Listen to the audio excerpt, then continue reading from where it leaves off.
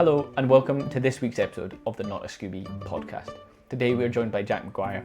He used to be a chef, now he's a content creator and marketing agency owner. His marketing agency is 3 Media. He focuses on hospitality. So today we're going to discuss everything about how his experience and knowledge as a chef now applies to him onboarding new clients and how that information applies to the content that he creates. Additionally, we're going to talk about how he creates a unique tone of voice for each client's social media accounts. And finally, any other hurdles he's had to overcome while being a marketing agency owner. Thank you for watching and I hope you enjoy.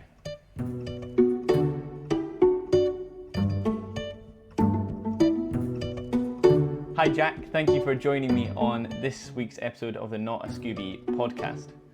So let's just jump straight into things, and can you tell me your story and your journey from transitioning from a chef into a content creator?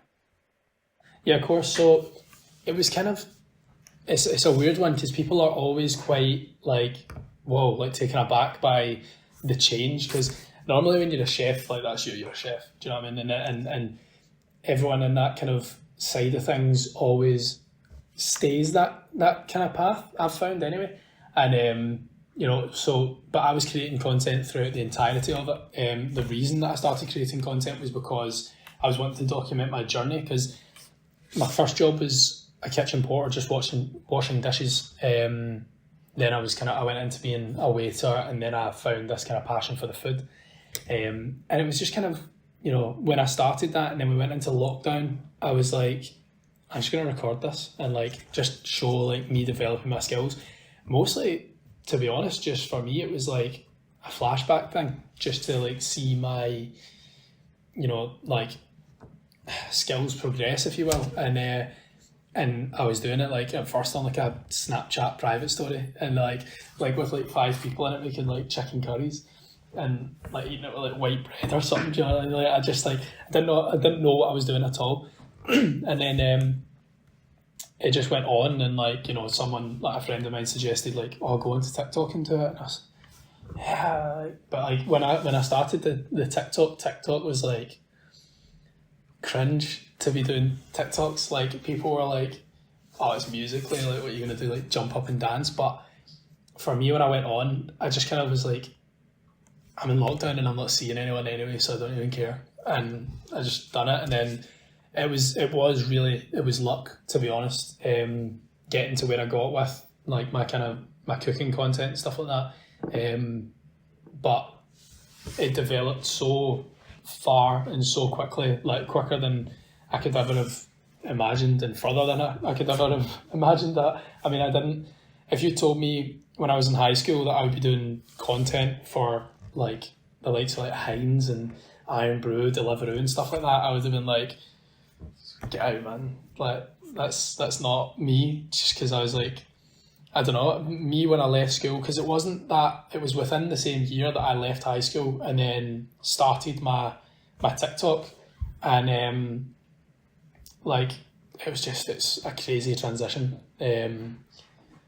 crazy development. But obviously then that led on to me starting different paths in the content creation and getting further into that rabbit hole that is social media. And so yeah, that was it was just a weird one, but yeah, very very emotional. I guess. Lots of different ups and downs for it. So how did those collaborations come about, like you said, with Heinz? Like, did they approach you? Was there a specific piece of content that blew up and they thought, oh, now you're suddenly on their radar? I mean, I'm not sure. I know that definitely happened with Iron Brew. I used to make content with my friend Ewan, actually, on and off, and he poured, was it him or was it me? I can't remember. It was in that video, and one of us poured Iron Brew into this bolognese that we were making.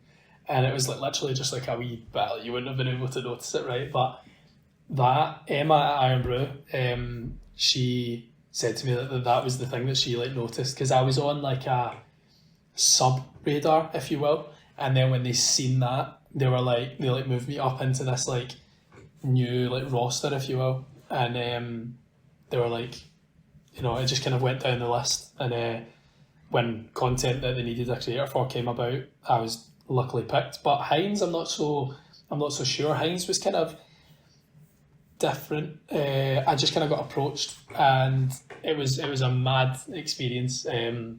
When it was with Heinz, that was my first proper, like, I'd done a couple of brand deals here and there. That was my first, like, wow, this is real moment. And the reason for that was because when they contacted me, I didn't think it was real. I did have management at the time, and I had them like triple check that this was real. Like, I wasn't doing anything. I wasn't replying. I wasn't doing anything until that was verified. And then they were like, "Yeah, we'd love you to come down to London to the HQ." I was like, "What?" I was like, "I'm like this like 17-year-old boy. I'm just making my dinner in my mum's kitchen, and like now Heinz, like a massive company like Heinz are asking me to come down, and it was mental. I was in the Shard, 52nd floor, and I'll never forget it. And it was just all of this product everywhere, and don't even get me started on the view. It was like breathtaking, because I was working in a small like street food takeaway at the time, and for me being in that position in like my real life, if you will, to now being like shipped off down to London, in the Shard, like with Heinz, like a bigger brand as Heinz, and then going back and just jumping back into my normal life in this like street food joint, it sounds like I'm lying. Like, if I listen to myself, it sounds like I'm lying. Yeah, that must have been a crazy experience. So now that that's happened, did it almost give you a taste, not mind the pun, of success? And now it's like, did 3 Media come about as your motivation for continuing to create content and growing as a creative? Is it partly fueled by this motivation that, oh yeah, it would be nice to get back there? Or somewhere similar in that position of, yeah, I've got this lovely skyline of London in front of me. Yeah. So that definitely did open up the dream of London to me a wee bit more. I love that city, and I've got family down there, and it is like, it's brilliant, and I love being down there. There's so much opportunity as well. Busy, expensive, but I love it. But 3 Media came about a few years after that, actually, and I know what you mean, because when my videos on social media started to kind of drop off, it was because I started changing my style. I actually only recently came to this conclusion when I actually looked into it and studied what was different to when my videos were doing really well to when they were. And it was because I was playing about with too many ideas at one time. Every single video was completely different. Like, when they were doing well, it was like me, like raw, like iPhone 8 camera or something like that. Today I'm making, and like I'm pure monotone, and then it gets into me cooking, and people loved it for some reason. And then I've upgraded it. I was like, I need to do more. I've now got like a full camera set up and lighting. I'm putting blankets. I was double sticky taping blankets up over the windows so that I could just completely artificially light this like studio setup that I had. And I'm like sitting there and I'm taking all this precaution. I'm filming like, a 15-second meal for like a 15-minute meal for like 3 hours, and then editing after that as well. And then for it to get like 1,000 views, I'm like pulling my hair out. And it's kind of heartbreaking, if you will, because I'd seen the numbers that it can do, and it's done with such little effort. And then when I was putting in 100 times the effort, it was, I don't really know how to explain it. I don't know if it's like an algorithm thing.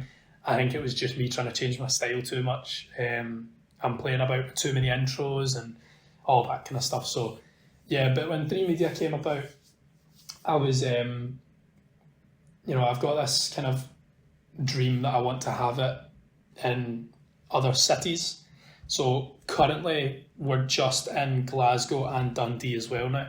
with clients in both of these cities, but I want to branch out, and in the future there is definitely light to seeing further development around the UK, but London's definitely in that kind of vision. So, what do you feel like you learned from that experience of not only your content doing really well, but having that big drop off? Like you said, it is a bit heartbreaking. It's a bit of a bump to your self-esteem, because I think the perspective from someone who has never had a sort of viral moment is that, and I think this is across the board, people think that you get that one video, you blow up, and then you stay up there. It's like, oh, once you're known, and your stock never drops. But we see that with celebrities every day. It's not the case. The amount of one-hit wonders we've had, and we never hear of them again. So No. Overall, what would you say is the lesson that you learned? What would you do differently if you had a similar moment of, okay, I'm blowing up at the moment. How do I sustain this? How do I maintain this without, or at least just making the most of it and not allowing it to drop off so quickly? Or is there anything you can do? Or is it a bit of potluck, as you said? It's a bit of both, to be honest. It's definitely down to, don't get me wrong, now that I do like marketing and like content creation for businesses, there's definitely strategy behind it, and there's strategy behind all the content that I create. And don't get me wrong, if the algorithm doesn't like something, there's nothing you can do about it. But it's learning over the last kind of 5 years of creating content. I've kind of adjusted to the way that it works, and you can watch all these videos online, and it's like, do this if you want to be viral, and it's like, there's no way that you can just go like, I'm gonna make this video and it's gonna go viral. Like there might be if there's something trending and like you have this really unique outlook on it, or like you have like key information and you release that, then like you're probably gonna go viral. Do you know what I mean? But in terms of just creating a personal brand, there's no real way of knowing. But if I was to go back and do it again, or if I was to have another opportunity there where a video does really well, I would watch what I'm doing in that video and copy it.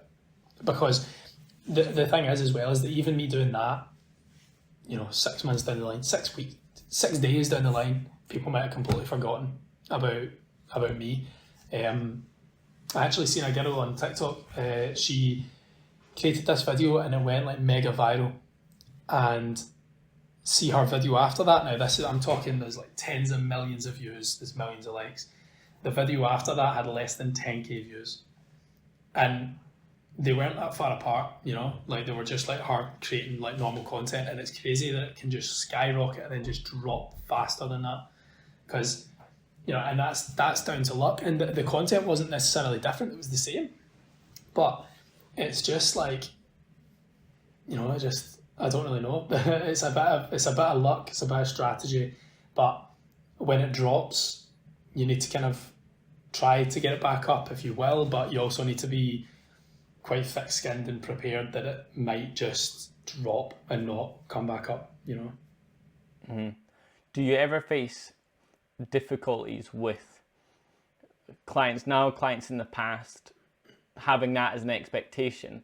Is if we put this amount of money behind our marketing, we want it to go viral. That is our expectation. And how do you sort of manage those expectations? Because me being exclusively video, I often do struggle with, we can create a video that you're super happy with, I'm super happy with, it's really high quality, but that's only part of the process. If I give you a video and you don't market it the right way, if you post it at the wrong time, if you don't have any copy on it, particularly if you start adding on your own filters and trying to do cut downs because you want more content out of this one video, then there's only so much control I can have in that process, because if I just create the video and deliver it to you, there's so much steps beyond that need to happen for things to go right. And I explain that to them, that it's not all down to the video. So do you ever have that difficulty with people having the expectation of, well, if we do put this amount of budget behind it, we want these realistic, or we want these results that are tangible? Yeah.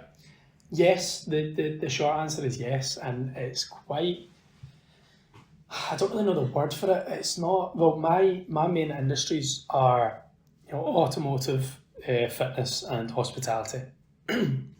All three of these industries aren't necessarily product based. So if, like, all my clients are kind of marketing to their surrounding area, if I was marketing for, let's say, a pair of shoes, the strategy behind it would be completely different. The budget would be completely different, because you're now trying to market to this wider range of people. And, it's, for me, if a client was to ask me, like, we want this to go viral and that's that, if we're going to put this money behind it, I'm going to have to simply just turn around and go, listen, that's 99% not going to happen, because, I can come in full equipment and stuff like that, and your video will be great. Obviously, like, your video will be great if you like it. I'm happy with it. The content could be completely down to your personality to a T, but there's also no need for it to go viral. I understand clients' perspectives on why they want things to go viral. But the more numbers they see, it's as if, like, that's best, right? But I always use this kind of analogy as if I can get you 10,000 views, right, for a restaurant in Glasgow Central, right? If I can get you 10,000 views, and the 10,000 views is just people in the Glasgow Central area, or I can get you 1 million views and it's worldwide, the ratio in which you'll see the most, results from and ROI is 10k views. And although that seems like such a small number in comparison to that M behind the one, it's, viral doesn't always mean good. And as well, like what we're saying about dropping off and stuff like that, I mean, I'll use Binley Mega Chippy as an example. That place, blown out of the water with how viral it was, and they had queues going down the street. Now, I actually don't know this for certain, right, but from what I've seen on TikTok, they went so viral, and when it did drop, their business is shut down. And I like, if their business is shut down after being that viral, then that's crazy. I don't know if it definitely is. I just heard that it was, but they won't be pulling the same amount of money in as they were when they were viral. But if they were to expect to just be constantly pulling that number through the door every day, is unrealistic. And now no one cares. No one cares about Binley Mega Chippy. It's just not, like, there was a song about it and all sorts, like, but no one cares. No one goes.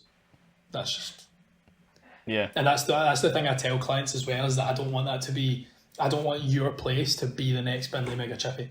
Because it's dangerous, Like, don't get me wrong, I can, like, if we make a viral video and you've got queues down the street and you're making like 20 grand a day, for example, that might only be for a few days, and then see, once it's out. Like, and it might drop lower than what it currently is. Your consistency's all skew with and all that, so, Yeah, it is tricky. So, specifically with the hospitality, the food clients, how do you feel like your experience as a chef contributes to that relationship, contributes to the quality of the content being better, and generally being able to speak a language that they are comfortable with? And how do you feel like you can identify things that are maybe not going to be able to be used in the final video that might, pass me by? I might just think, oh yeah, that's not a hygiene problem, but you'll be able to identify that without even having to ask. How do you feel like that's benefited you gaining more clients and also sustaining those clients that you do have? Yeah, no, it definitely does help. And I mean, one of my clients, actually, funnily enough, on this point, one of my clients that I have now contacted me when they found out, because I was still a chef at the time, and they were told, oh, this guy, like, he does this. He is a chef, he knows restaurants, and he's got this personal brand. And like that was like, these were the three things that they'd said to this person. And the guy was like, and he had someone already, and the client was like, yeah, like, can I have his details? Because they were like, if we can get someone in who understands it, we don't need to educate this person on this is what we do, this is why we do it. Like we completely and utterly cut that out, and it's like, you don't need to educate me on what board is for what, you know, like it just, you know, it does help a lot. And likewise, like what I'm saying about boards, like see if there is like a red chopping board next to a green chopping board and they're directly next to each other, then I know that I'm not going to film that and I'm going to have you switch that round, because that like I'll notice it. And although like for like you, Jack, you might not notice that and you might not see an issue with that, I see a big issue with that. And a lot of people work in hospitality and a lot of people will notice that. And you know, engagement's brilliant and no publicity is bad publicity, but if your restaurant has a hygiene like publicity issue, that's bad publicity. You know, there was a small restaurant in Glasgow. They had a few restaurants. I'm not even gonna. They're shut down now, but I don't even want to say the name. They had like a hygiene problem, and everyone found out about it. They don't have any restaurants anymore. Completely, the whole company shut down, and it was a really good restaurant, and it was you know, it was busy, but they're no longer in business, and it's down to the fact that they had hygiene issues go public, and now their business is shut down. You know. Mm-hmm. And do you, when you're pitching to new potential clients, do you use that as a selling point for yourself? I know this world, I know the language, I know what to keep an eye out for. Is that sort of part of your elevator pitch? Kind of, yeah, kind of. I do mention it, and you know, I kind of more mention it. I mean, I don't know. Because it is a unique selling point. It is a massive thing that you have over, you know, pretty much everyone else. Yeah. I bring it up in like, you know, the elevator pitch stage and the first pitch stage. I've definitely used it with my first outreach for potential clients and leads. And I do that because it's like content. There needs to be something engaging in the start. And for me, that's my engagement. Like, that's where people are like, oh, because that's not really heard of that much, because everyone does social media nowadays. Like, everyone's got a marketing agency. Like, it just, you know, if you've got Instagram, you can have a marketing agency, is the way that people see it. And it's annoying that this SMMA like business model was marketed that way by people, because, you know, it's not just easy money. It's not going to make you a millionaire in the first 6 months. It's not going to, like, I mean, it might, but the likelihood is that if you don't know anything about social media or any of the industries that you're trying to market, you're probably not going to go very far.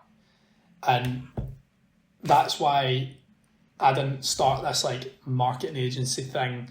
I mean, I've been wanting to have my own business now for coming up to 5 years. Was when I read my first business book, when I got into my first kind of sector of business. And, you know, the SMMA model has been there for the entire time. The Facebook ad model was there the entire time, and I never got into it because I didn't know a thing about it.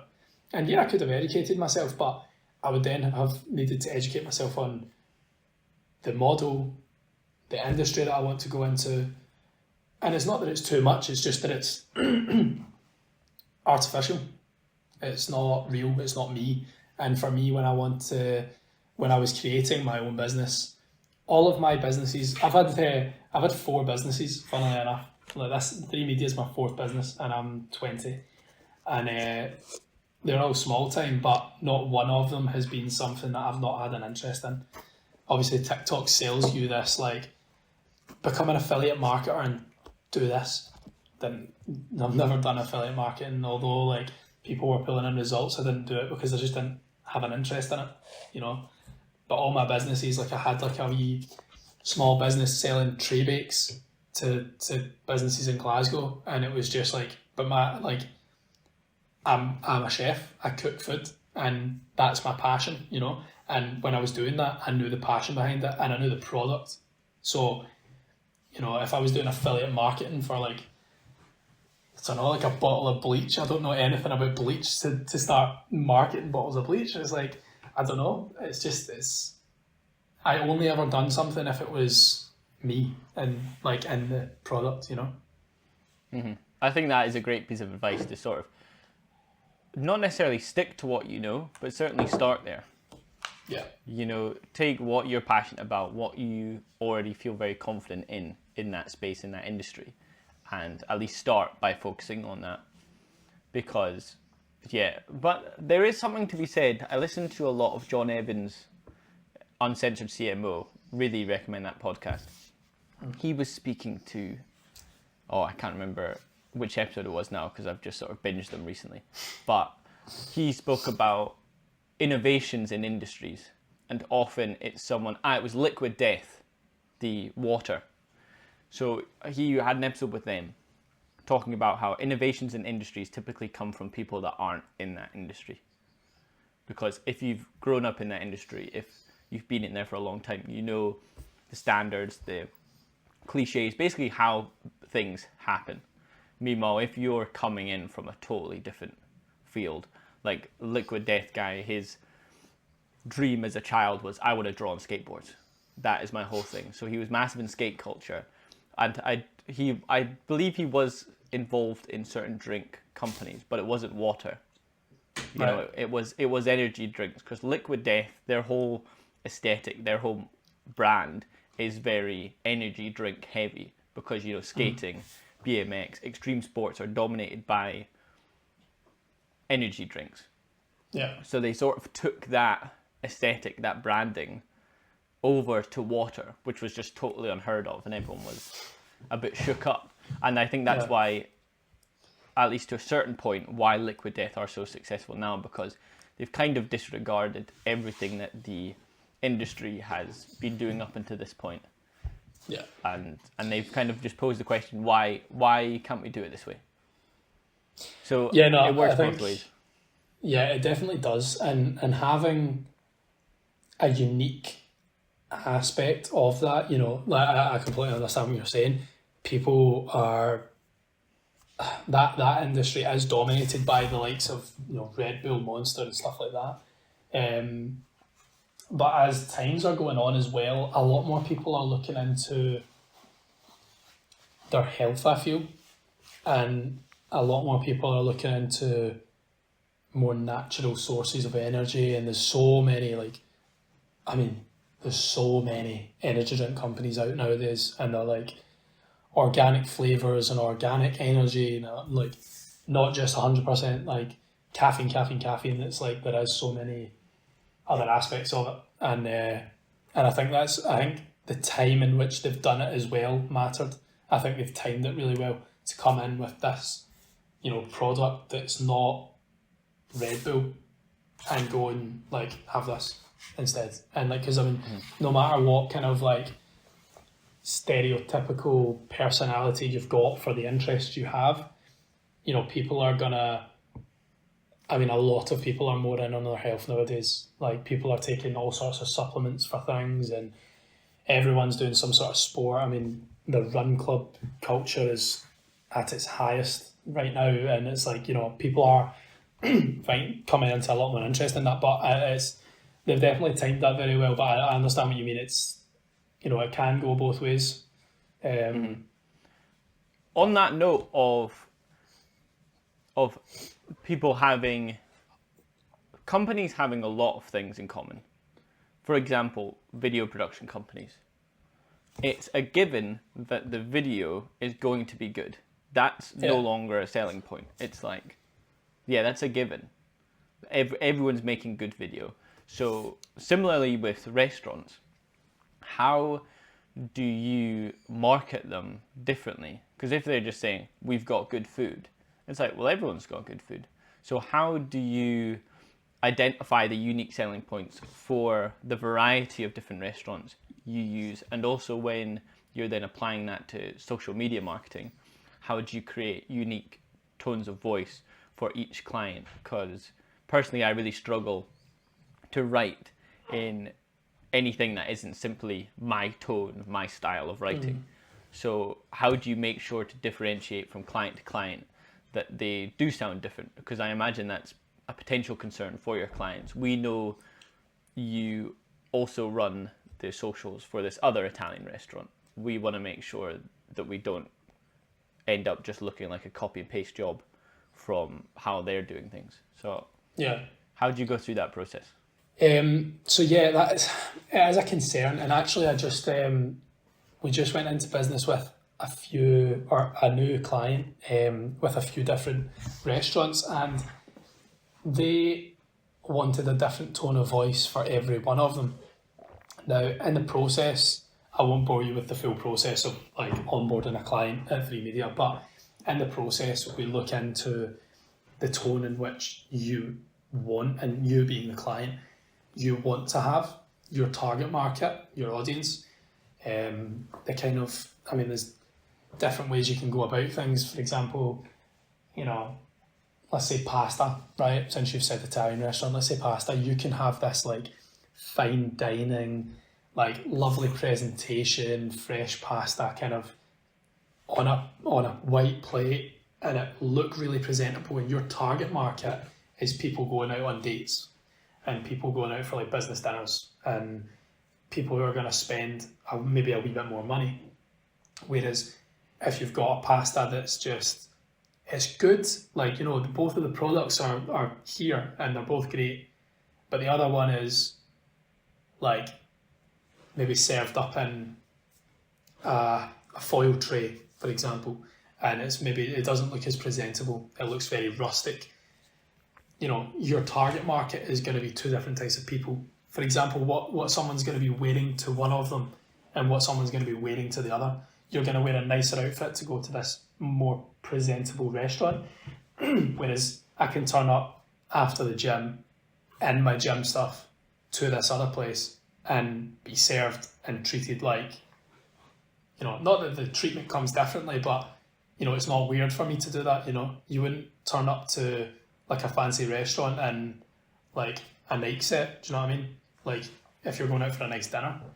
So looking into what their target market is, who their product represents is big, and it's quite, it's definitely a question that comes up. And as I say, we just onboarded a client there recently, and that was a concern of theirs, was that they wanted two of their different restaurants to have, because they're both a similar product, but they want them to have two different tones of voice. And it's definitely it can be hard going depending on the product, because the product can be very similar, the interior design of the restaurant can be similar, pricing can be similar, but you want a different tone of voice, and now we can create a different tone of voice, but the product and the target market are very, very the same. Mm-hmm. So finding your way around that as well, area matters, so where the restaurants are matter, but finding your way around that is definitely it's a task, but it's also something that I do now with clients so regularly, and I've done it for every single client I pick up, and I'll continue to do that because it's just a part of the process. So it's not even like it's not a hurdle, it's more just another task that you need to do in the onboarding process. But yeah, and as well, when it comes down to food, and but when it comes down to any of the industries that we work in, we're able to differentiate the different types of people. Let's stop talking about food for a second. Actually, let's talk about fitness. If we're talking bodybuilding, and I've got a gym who are opening up and they want bodybuilding to be their main kind of thing, and then they've got another gym opening up and it's calisthenic training. the target markets are completely different. And so the content that we create for one is going to be completely different to the other. The people that we use for one is going to be completely different to the other. Even down to the music, the music that we would use for a bodybuilding gym would be completely different to the calisthenics. And am I even saying that word right? It's like they're just as different aspects, and although they're both a gym, their targets are different, their goals are different, and so in that comes that the content's going to be different. Mm-hmm. And then diving more specifically into the content that you're creating, how important is it for the client to make an appearance on camera? Maybe less so for restaurants because it's very focused about the food, but is it? I guess is the question, because people buy from people. So do you see a difference when you have a client that is willing to get in front of the camera and they're good at talking in front of the camera and they're keen and they're up for it, opposed to when you're sort of restricted by, I'm not going to be on camera, you just have to shoot around me basically? And do you see a different impact that has in engagement on social? I guess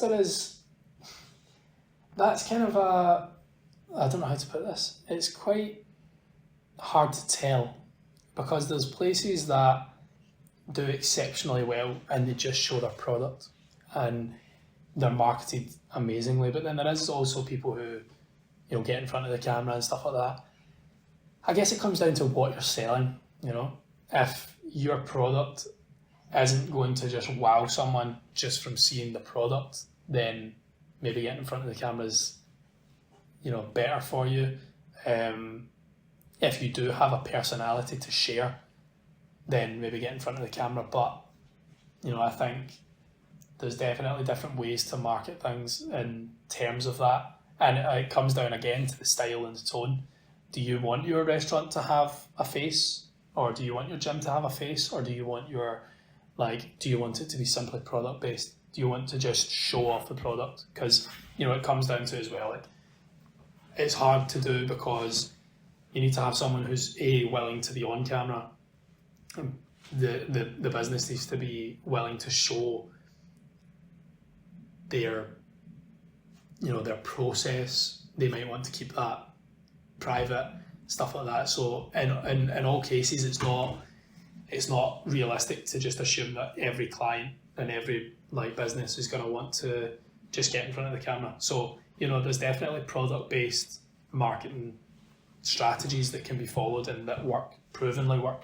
Mm-hmm. And with the strategies that you build out for your clients, a bit of a double barrel question here. One being, do you stick to one social platform, or are you more an advocate for any opportunity that we have to advertise this, whether it's on Facebook, Instagram, TikTok, Reddit, Bebo, MySpace, you just to get us everywhere? Or is it, let's focus our energy on doing one or two of these platforms really well, Instagram, TikTok, and putting all our time into that? So that's one part of the question. And then secondly, is it all about video? Is the whole strategy, we just need to make video, post? Or is it a mix of, we do videos, we do graphics, we do photography, and also the kind of videos, it's user-generated style, but it's also more polished videography stuff? What is your process with identifying these things? And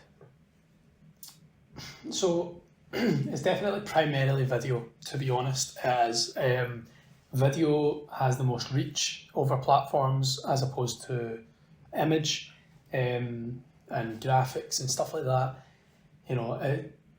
Just how these social media apps are built and how their format is, video just does better, and people engage further with video. And there's definitely a kind of click moment to when someone double taps that screen, and you just don't really get that with photo although I also do believe that photo is extremely, extremely important. Same with like graphic and stuff like that. Like, you know, I mean, let's take it down to like just the simplicity of let's talk about a restaurant again, right? And we've got a video and a photo, and these go up every week. Now, I would say that your photo is there as a landing page. Your video is what goes out and gets that person. So my video, my aim would be, I'm going to show this video and I'm going to show this to this group of people. And then I want them to come into this page and see this photo, because the photo could be of a menu item, right? So let's say the video was making a burger, but the photo is of a pizza. I want people to be engaged by the burger, that they come in and see that we've got more to offer than just that burger, and that they see that that pizza looks brilliant. Then they click that follow button, then they send it to a friend, then they go, this is 20 minutes down the road for me, let's go for dinner on Friday. You know, like it is I've definitely done it. I've done it where I've seen a restaurant online and I've just been like, I need to go there. Like, and I'll go, you know, like it's definitely, especially if it's in the area. Me being in Glasgow, I'm trying to think if there's, Penang was a good kind of example for me. I remember seeing all the decorations from the ceiling in Penang online, and I went, I need to go there.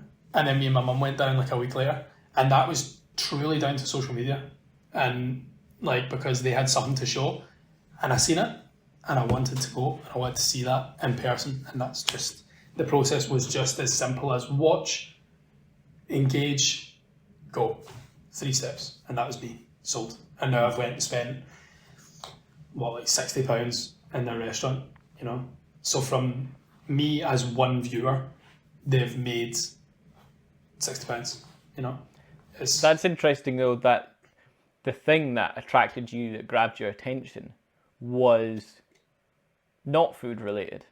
It was, the aesthetic of this place is really interesting. I want to sit in there, I want to look at this in person. It's interesting that that's the thing that grabbed you. And then I believe you're right. The aesthetic of the restaurant grabbed you, and then the food sort of sold you really on the idea of, oh yeah, I'm definitely going to go there. Yeah. But it's interesting that it was something indirect that had you end up going to get some food. Exactly. It's like, you know, and I do think that's definitely an important aspect. And I don't know if this is me just knowing, because this might even sound ignorant, right? But I don't know if it's just me knowing the industry and knowing a product, but I really, really love like Latin American flavors. So I love, you know, like, I just, you know, spicy, you know, chilies, lime, coriander, like those flavors are my all-time favorite. And I also know that some of the best product that you can get for those flavors is in places that don't necessarily look like come in this door. Like, these places are like, you know, scrappy tables and, you know, just like, I don't know, like scrappy tables all scratched up, forks and knives. Maybe they serve their food in like you know, just paper, like, you know, like it's something like that. But I know that some of the best flavors that you'll get for that, like, you know, cuisine is in these kind of places. You know, there's loads and loads of like Latin American places in Glasgow, and I say loads, there's not actually loads, but there's a good few, and they're definitely on two sides of the spectrum on that sense. So you've got like the kind of finer dining like experience for it, and then you've got that kind of street foods like rustic experience. And for me, I prefer that kind of rustic experience flavour, because that's kind of what ties into the more traditional. You'll never see here, you'll never get it as traditional as you would get it over there. But, you know, in that kind of finer dining experience restaurant, you're definitely not going to get it, because it's like their product is to sell, whereas on the other hand, the other place's product might be to share. you know, and that's what you see a lot. And I mean, as well, if you've ever watched Chef's Table on Netflix, that shows really, really, you know, the difference in that kind of sense. And I mean, they've got episodes that are on like fine dining restaurants and stuff like that, and they definitely do want to share their product and share their flavours, but there's there's definitely two sides to every cuisine. Do you think that small business owners, there is a massive thing, I think we're all guilty of it, when you're starting small, you know, you're presenting yourself as something larger than you are.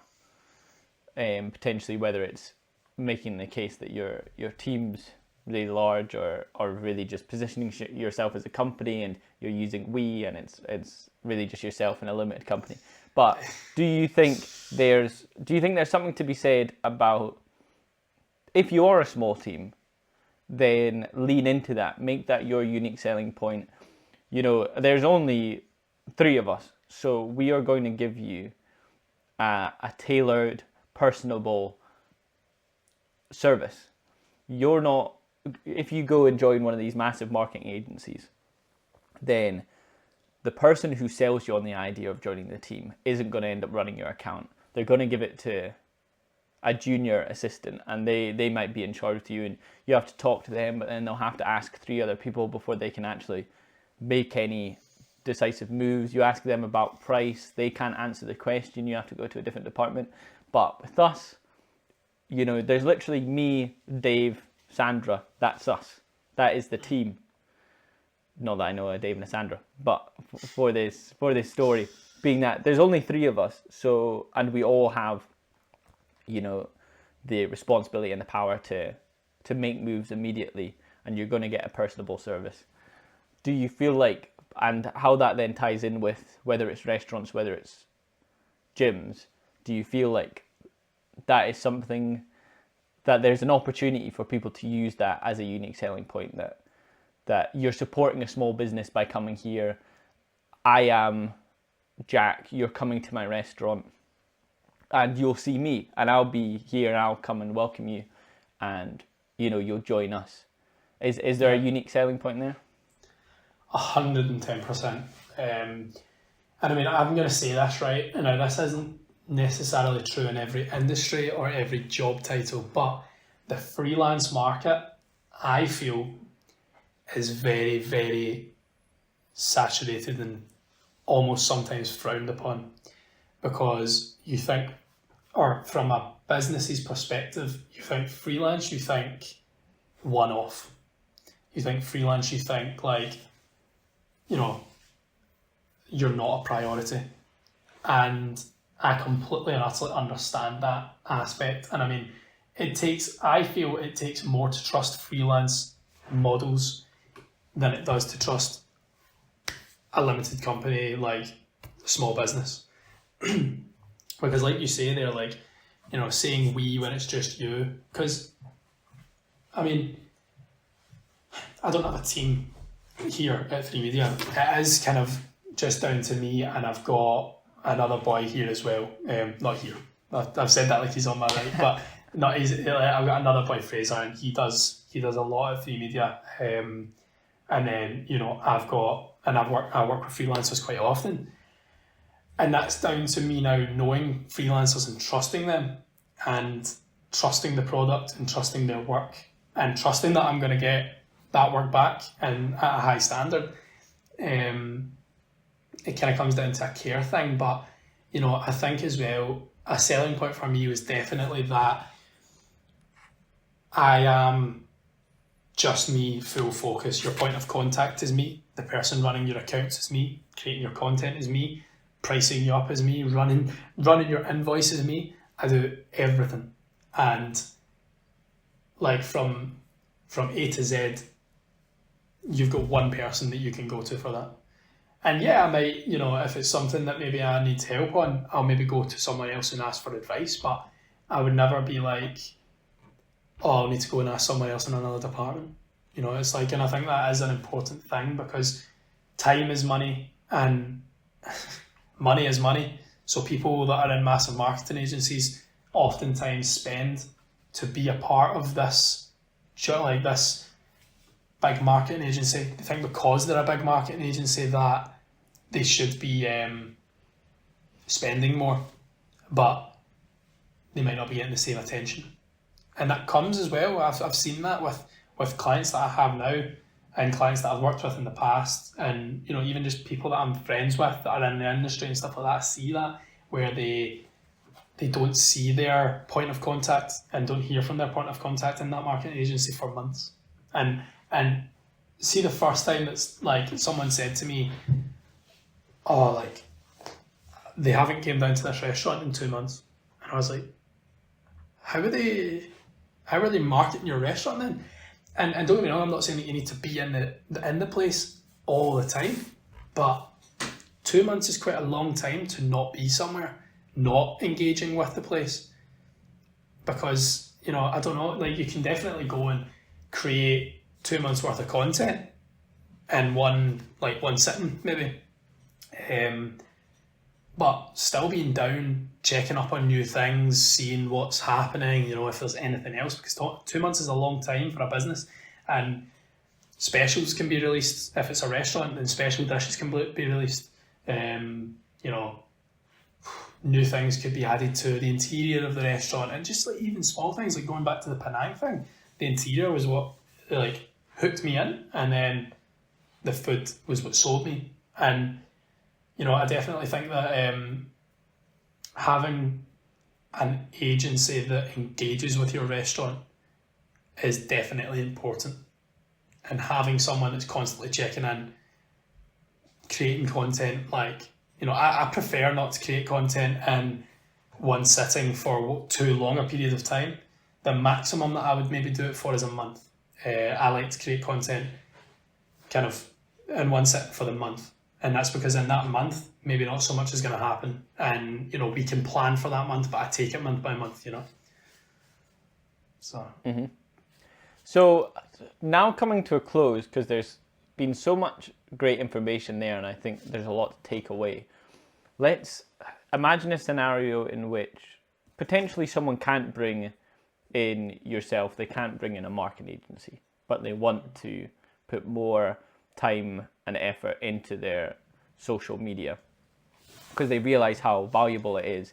There's just not really the wiggle room and the budget at the moment to take someone on to take that responsibility. So they just have to do it a bit run and gun on their own. What advice would you have for them getting started and just seeing how it goes? What would be the first steps that they should take to get started marketing their restaurant, their content, their food content on TikTok or their restaurant? Yeah. So the first thing that I would say is that instead of just jumping to your mobile phone and videoing stuff, define what you want from it. Define what your expectations are and be realistic with them. Think, what do I want from creating a video? Do I want people to compliment my restaurant? Do I want people to come into my restaurant? Do I just want people to know the name? Or do I want people to see that, we've added this new addition? You need to define what it is you really want. And in most cases, it is just about, we want people in the restaurant. And so you need to think, right, what's going to grab people? And you need to get selfless about things. That's one thing that I would say is arguably the most important thing, is that you need to get selfless. And although I might really like this style of something or this idea, it might not work for this particular place. And that's very, very important to, you're not marketing it for yourself. You're marketing it for a wider range of people, and it's hard to define what's going to engage all of these people. You'll never get that. But, what you will get is a larger, what's the word I'm looking for? Like a larger chance of bringing further people in. So get down to writing things down, coming up with a mission, strategy, a concept, and then think, right, how can we do this? Ask the questions. That's a key thing, is ask the questions, and don't just ask yourself and answer them. Ask a wide range of people. Gather, maybe like if you are a restaurant, gather your team, gather your friends and your family, and ask them these questions and put things to them and go, what would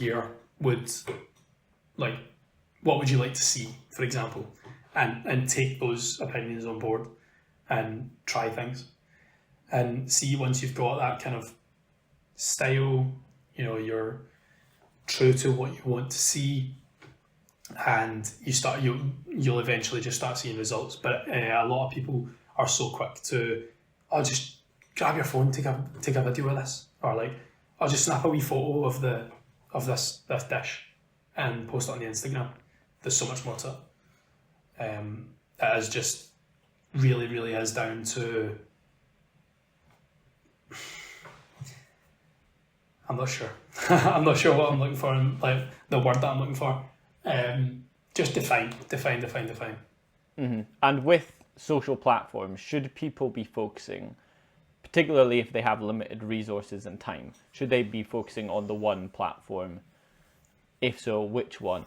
Or are you a big advocate for literally get your content out in as many streams as possible?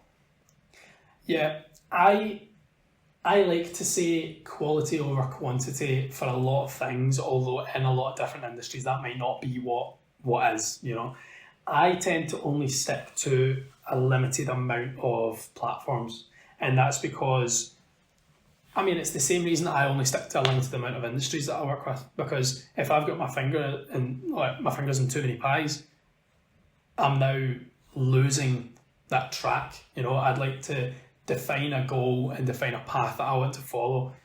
We only work within 3 or 4 industries, and that's the max that I'll go to, because, well, for me now anyway, that's the max that I'll go to. If I was to further, like if we're talking 10 years down the line and I've got different teams for different industries, and then I can develop new teams for a new industry, then that's a whole different conversation. But for me just now, I only have these kind of 4 industries that I work in, and that's because you focus on too many things. You're spreading the percentage of the quality out, is the way I see it, and that comes down to the different social platforms as well. You need to know how each one of them works. It's all well and good just thinking the more I'll post, the more people will see it, but it's not true oftentimes.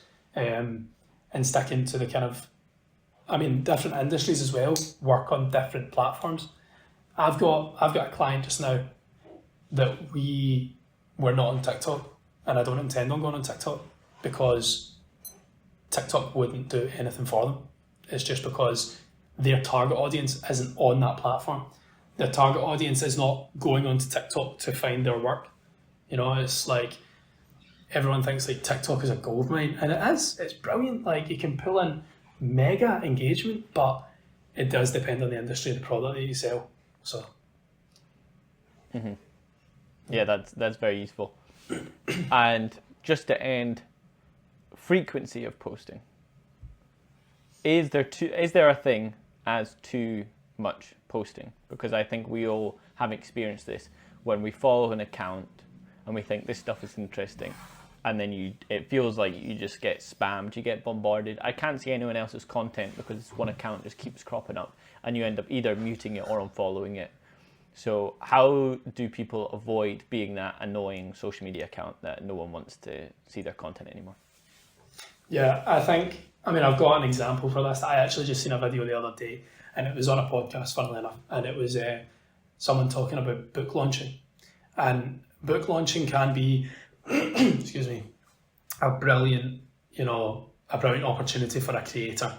Let's say it's cookbooks, right? But oftentimes the publishers don't give you a good advice or any good advice at all on how to market your book. It's all hard sell most of the time.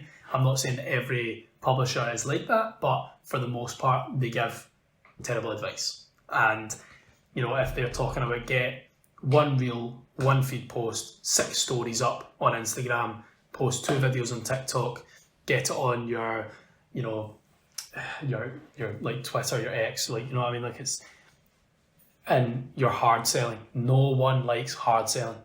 Like, it's just, you walk into a car dealership, you're there for one reason, but you still don't want to be hard sold to.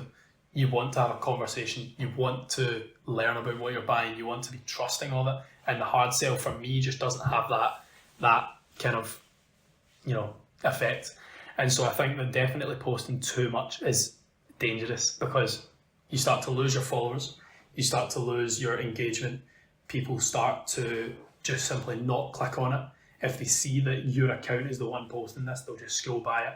And that's why I stick to a very limited amount of posts.